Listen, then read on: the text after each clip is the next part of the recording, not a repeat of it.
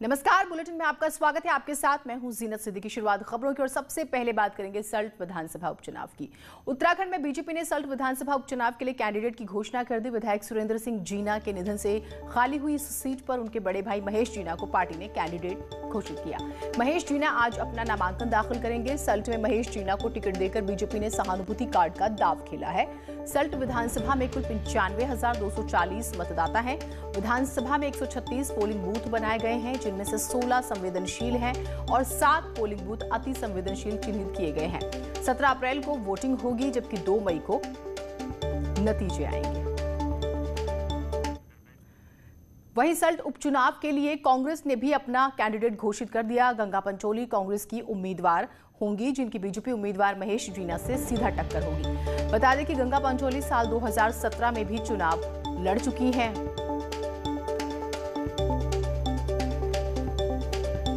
सुनील और प्रभात हमारे साथ, हमारे सहयोगी जुड़े हुए हैं। सुनील, काउंटडाउन शुरू हो गया है कुल मिला के, और आज नामांकन का दिन है, आखिरी दिन है। क्या तैयारियां हैं वहां पर?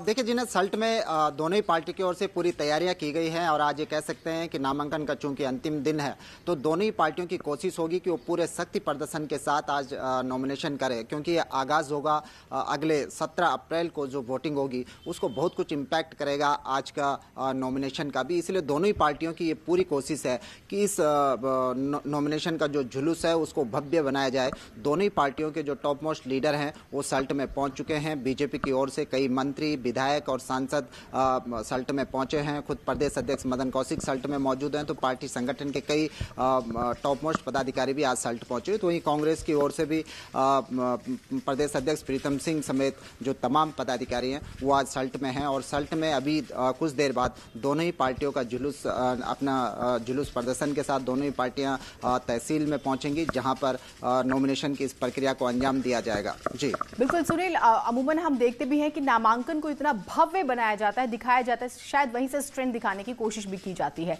अब इन दोनों ही प्रत्याशियों के नामों के चयन में जिस तरह का वक्त लिया गया, क्योंकि कांग्रेस इंतजार कर रही थी कि बीजेपी किसे फाइनल करती है उसके बाद, नहीं तो उनकी स्ट्रैटेजी जो है वो फ्लॉप हो जाती है माना जा रहा है।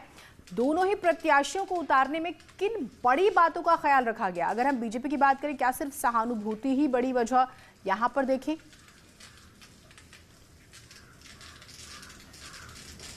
बिल्कुल जीनत, बीजेपी की ओर से हमें कह सकते हैं कि सिंपैथी कार्ड का बीजेपी ने एक बार फिर से प्रयोग किया है, क्योंकि अगर पहले की अगर हम 2 घटनाक्रम देखें, जब पिथौरागढ़ में मंत्री प्रकाश पंत का जो निधन हुआ था उनकी जगह उनकी पत्नी को टिकट दिया गया, तो थराली में मगन लाल शाह का निधन हुआ था तो उनकी जगह उनकी पत्नी को टिकट दिया गया और दोनों ही जगह जो सिंपैथी वोट था वो गेन करने में बीजेपी सफल रही। दोनों ही जगह उसे विजय हासिल हुई। सल्ट में भी कुछ इसी प्रयोग को दोहराया जा रहा है, लेकिन यहाँ पर थोड़ा सा चेंज है कि जो दिवंगत विधायक थे सुरेंद्र सिंह जीना, उनके बड़े भाई महेश जीना को मैदान में बीजेपी ने उतारा है। अब महेश जीना कितना सिंपैथी वोट गेन करने में सफल रहते हैं ये देखना होगा, लेकिन कड़ी टक्कर दोनों प्रत्याशियों में मानी जा रही है, क्योंकि जो गंगा पंचोली हैं जो कांग्रेस की उम्मीदवार हैं वो 2017 में भी एक जबरदस्त कैंडिडेट साबित हुई हैं, क्योंकि 2017 में जब प्रचंड लहर थी, मोदी लहर, तो उसमें बीजेपी के 57 विधायक जीते थे। तो गंगा पंचोली ने बहुत कम मार्जिन से, करीब 3000 का मार्जिन था, उससे वो रनर अप रही थी। तो ये समझा जा सकता है, क्योंकि गंगा पंचोली को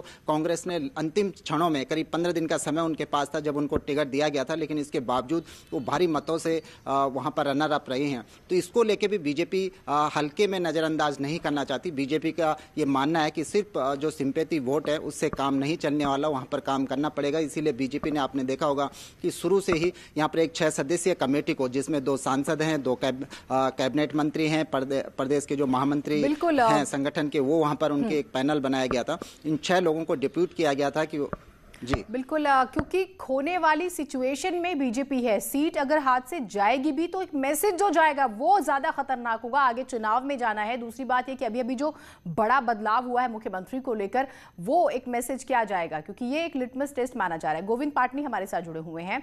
गोविंद, जनता क्या कह रही है सल्ट की? देखिए, जनता का सीधा कहना है कि जो विकास के मुद्दे पर जो चुनाव लड़ेगा उसे ही जो है आगे वो भेजेंगे, विधानसभा में वो भेजेंगे। जनता का सीधा सा कहना है कि जो विकास करेगा उसे ही वो आगे भेजेंगे। और साथ में जनता सिंपैथी वोट के लिए अब एकदम से तो कुछ कहने को तैयार नहीं है, लेकिन ये हो सकता है कि सिंपैथी वोट कुछ महेश जीना को पड़े, क्योंकि सुरेंद्र सिंह जीना उनके भाई जो है यहाँ से विधायक रह चुके हैं, तो इसलिए जो है सिंपैथी वोट का असर होगा।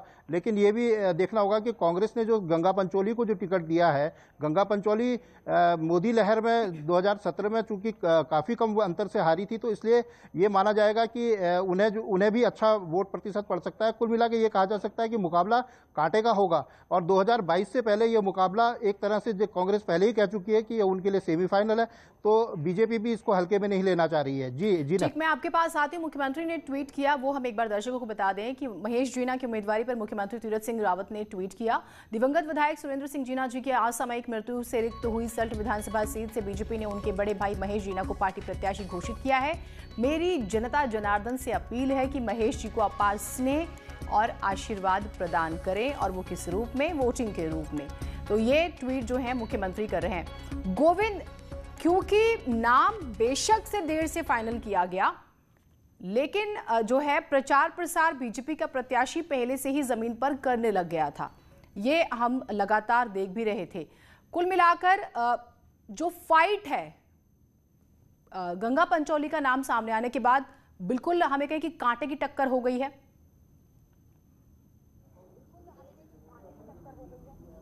बिल्कुल, ये निश्चित है, क्योंकि अंदर खाने गंगा पंचोली और विक्रम रावत जो कांग्रेस के दोनों कैंडिडेट थे, वो भी अपनी तैयारियों में जुटे हुए थे, वो भी प्रचार में लगे हुए थे। ऐसा नहीं है कि वो प्रचार नहीं कर रहे थे, लेकिन उनको इतना भरोसा नहीं था कि एकदम से किसको टिकट मिलेगा, तो खुले तौर पर नहीं थे, लेकिन वो अंदर ही अंदर अपना प्रचार कर रहे थे। तो इसलिए ये भूल होगी कि वो उनको अगर हल्के में लिया जाएगा तो ये कहना एक भूल हो सकती है। और करारा मुकाबला यहाँ पर देखने को मिलेगा, कांटे की टक्कर यहाँ पर जरूर देखने को मिलेगी सल्टे में, क्योंकि यहाँ 95,000 से अधिक मतदाता इस विधानसभा सीट में हैं, जिसमें करीब 48,000 पुरुष मतदाता और करीब 46,000 महिला मतदाता हैं। तो ऐसे में काफी दिलचस्प मुकाबला देखने को मिलेगा। जी बिल्कुल। और एक बहुत छोटी सी चीज और बताइएगा कि नामांकन के लिए कब तक खबरें हैं कि ये दोनों ही नेता पहुंचेंगे, और क्योंकि भव्यता तो नामांकन में ही दिखाई जाती है शुरुआत में। देखिए, बिल्कुल शक्ति प्रदर्शन एक तरह से होगा यहाँ पर दोनों पार्टियों का, और 11:30 बजे करीब महेश जीना यहाँ पर अपना नामांकन करेंगे। इसके लिए जो है प्रदेश स्तर के नेता आए हैं, कई कैबिनेट मंत्री यहाँ आए हैं, सांसद उनके यहाँ हैं, अजय भट्ट और अजय टम्टा, मदन कौशिक हैं, तो साथ में मतलब कई लोग हैं, बिशन सिंह चुफाल भी यहाँ पहुँच रहे हैं।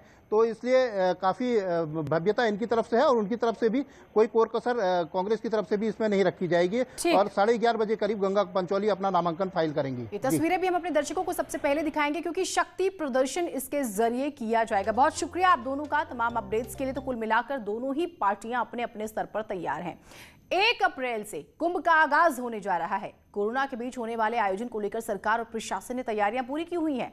कुंभ में आने वालों के लिए कोरोना की रिपोर्ट को जरूरी किया गया है। बढ़ते कोरोना के मामलों को देखते हुए हरिद्वार में रोजाना 6,000 टेस्ट किए जा रहे हैं। श्रद्धालुओं के लिए कई घाट बनाए गए हैं। तो 2 दिन रह गए हैं, अब 2 चीजें चल रही है। देखिए, कुंभ शुरू हो जाएगा, अधिसूचना जारी हुई थी 1 अप्रैल से 30 अप्रैल तक। अमूमन 3.5 महीने का हुआ करता था, लेकिन कोविड की वजह से इसका वक्त घटाया गया सिर्फ 1 महीना। 1 महीना वक्त घटाने के बावजूद कोविड जिस तरह से बढ़ रहा है, मामले जिस तरह से बढ़ रहे हैं, चैलेंजेस भी उसी पैमाने पर बढ़ रहे हैं। अब हर रोज 6,000 टेस्ट हो रहे हैं। ये कहा गया है कि आपको अपनी रिपोर्ट 72 घंटे पहले के लेकर आना होगा, वो बहुत जरूरी है अगर दूसरे राज्यों से लोग आते हैं। अब व्यवस्था किस तरह की गई है, सारा दारोमदार इस बात पर टिका हुआ है, क्योंकि कोविड लगातार बढ़ रहा है। डर है लोगों में, रिपोर्ट लाने के बाद भी टेस्टिंग किस तरह से बढ़ाई जाएगी, क्योंकि 50,000 टेस्ट किए जाएं, ये बात कही गई थी, फिर भी कोशिश की गई, 6,000 टेस्ट हुए। मुख्य सचिव विजिट करते हैं, उसके बाद वो अधिकारियों को आदेश देते हैं। किसी तरह की दिक्कत ना हो, इसलिए अतिरिक्त पुलिस बल का इस्तेमाल किया जाता है, महिला कमांडोज का इस्तेमाल किया जा रहा है कुंभ में। तो व्यवस्थाएं तो बहुत तरह से की गई है, लेकिन बराबर ही उन व्यवस्थाओं पर कोरोना का डर भी बरकरार है।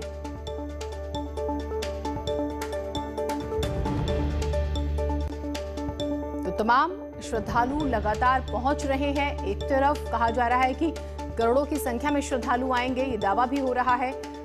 भव्य कुंभ आयोजन भी उस तरह से, लेकिन लगातार जो है मामले बढ़ने से चिंता भी बढ़ी हुई है।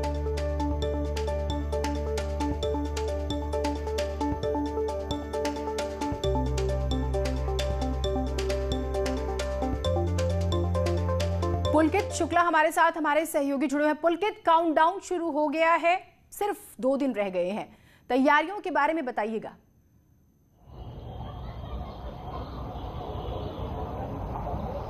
देखिए, कुंभ मेले की तैयारियों की यदि बात करें तो मेला प्रशासन जो है लंबे समय से तैयारियों पर लगा हुआ है, चाहे वो स्थायी तैयारियां हों या अस्थायी तैयारियां हों। मेला प्रशासन का ऐसा दावा है कि दोनों ही तैयारियां लगभग पूरी कर ली गई हैं। कई तरह के स्थायी निर्माण काम कराए हैं, कोई घाट बनाए गए हैं, ब्रिजेस बनाए गए हैं, उसके अलावा कुछ भवन भी हैं जो मेले के लिए बनाए गए हैं। ये सब चीज़ें काफ़ी लंबे समय पहले जो है पूरी हो चुकी थी।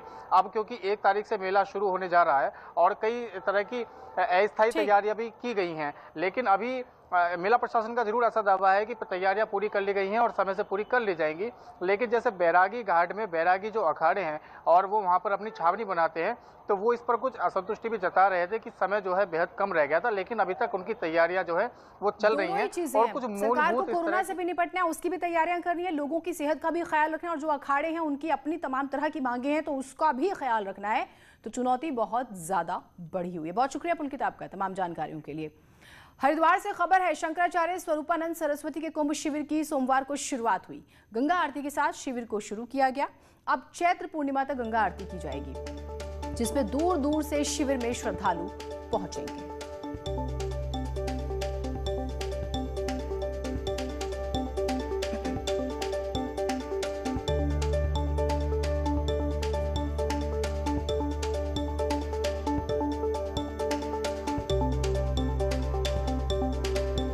गंगा आरती के साथ इस शिविर की शुरुआत की गई है। श्रद्धालु अब यहां पर पहुंचने शुरू हो जाएंगे। और हर त्योहार पर कोरोना का असर पड़ रहा है। अपडेट आपको प्रदेश का दे देते हैं। सोमवार को उत्तराखंड में कोरोना मरीजों की संख्या में कुछ कमी देखी गई है। बीते 24 घंटों की अगर हम बात करें तो राज्य में 109 कोरोना के नए केस सामने आए हैं, जिसमें देहरादून में 57, हरिद्वार में 40 नए मामले सामने आए हैं, जबकि 2 लोगों की मौत हो चुकी है। वहीं एक्टिव केसों की संख्या जो है अब 1724 तक पहुंच चुकी है। उत्तर भारत के 51 शक्तिपीठों में शामिल पूर्णागिरि मेले का आज से आगाज होने जा रहा है।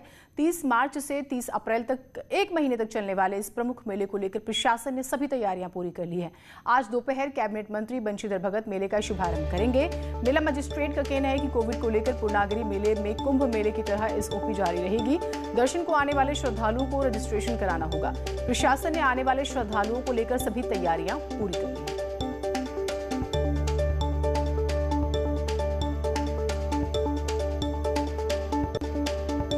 महाकुंभ की जो एसओपीज़ हैं वो भी यहाँ पर फॉलो करी जा रही हैं। रजिस्ट्रेशन को कंपलसरी किया गया है और कोविड-19 के संबंध में जो भी माननीय उच्च न्यायालय या जो भी सरकार के दिशा निर्देश हैं वो पूरी तरीके से फॉलो किए जा रहे हैं। इसके अतिरिक्त प्रशासन द्वारा अपनी पूरी व्यवस्थाएं कर ली गई हैं, जिसमें यातायात, बिजली, पानी और सुरक्षा और सफाई से संबंधित सारी व्यवस्थाएं कर ली गई हैं। 14 मई से गंगोत्री और यमुनोत्री के कपाट खोलने की तैयारियां हैं, जिसे लेकर जिला प्रशासन भी तैयारियों में जुटा हुआ है। यात्रा की तैयारियों को लेकर जिला प्रशासन की टीम ने जायजा लिया और निर्माण कार्य में तेजी लाने के निर्देश दिए। कोरोना की वजह से पिछले साल कारोबार ठप रहा था, लेकिन इस बार कारोबारियों को यात्रा शुरू होने का इंतजार है। होटल कारोबारी जो हैं वो लगातार कोशिशें कर रहे हैं। घोड़े, खच्चर, ट्रांसपोर्ट, पंडा पुरोहित सहित जितने भी पर्यटन से जुड़े लोग हैं, इनकी आजीविका वास्तव में पर्यटन से ही जुड़ी हुई है। नया जो यात्रा सीजन है वो सुचारू रूप से चले और उसमें हम लोग सभी होटलियर जो है कोविड की जो गाइडलाइंस हैं उनको फॉलो कर रहे हैं और करेंगे भी।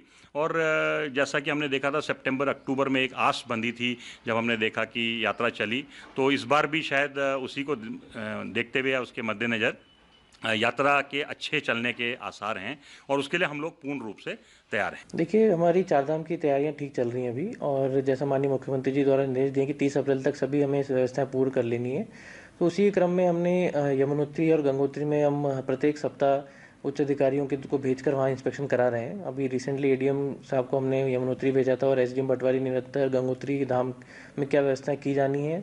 दोनों जगह हमारे निर्माण कार्य भी चल रहे हैं। गंगोत्री में नए घाट का निर्माण चल रहा है और यमुनोत्री में जो सितंबर में वहाँ पे लैंडस्लाइड आई थी रास्ते में, उसका पुल और रास्ते का निर्माण युद्ध स्तर पे चल रहा है। राजस्थान दिवस के मौके पर सीएम तीरथ सिंह रावत ने ट्वीट कर बधाई दी। ट्वीट कर उन्होंने लिखा है कि अपने पर्यटन स्थलों, सांस्कृतिक विरासत के लिए जो संपूर्ण विश्व में मशहूर है, जिसकी भूमि के कण कण में साहस, त्याग और आतिथ्य रचा बसा है, ऐसे वीरों की धरती और पराक्रम के पर्याय राजस्थान के स्थापना दिवस की सभी राजस्थान वासियों को हार्दिक शुभकामनाएं। ब्रेक के बाद स्वागत है आप सभी का। बाजपुर के क्रशर संचालक ने क्रशर के कर्मचारी समेत 4 लोगों पर 7 करोड़ के गबन का आरोप लगाते हुए पुलिस में तहरीर दी है।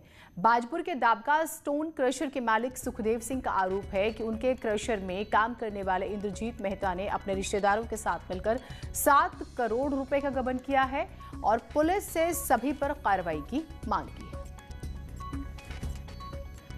दाबका स्टोन क्रशर, इनके जो डायरेक्टर हैं, इनके द्वारा एक तहरीर दी गई थी, एक शिकायती प्रार्थना पत्र दिया गया था, जिसमें इनके द्वारा बताया गया था कि कुछ लोगों द्वारा लगभग 7 करोड़ रुपए का गबन किया गया है, धोखाधड़ी की गई है। इसमें जांच की गई और विस्तृत विवेचना के आदेश हुए हैं। इसमें 5 लोग नामजद हैं। मुकदमा पंजीकृत हो चुका है और अग्रिम विवेचना की जा रही है।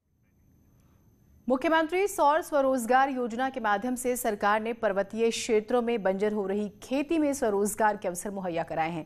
इससे सीमांत और पर्वतीय क्षेत्रों में बढ़ते पलायन को थामा जा सकेगा, जिसके लिए यूपीसीएल ने मौजूदा समय में करीब 2 मेगावाट रूफटॉप सोलर प्लांट लगाने की योजना बनाई है। आने वाले समय में यूपीसीएल करीब 22 मेगावाट के सोलर फार्मिंग की शुरुआत करने वाला है। इस योजना में 25 किलोवाट क्षमता के ही सोलर पावर प्लांट स्वीकृत किए जाएंगे।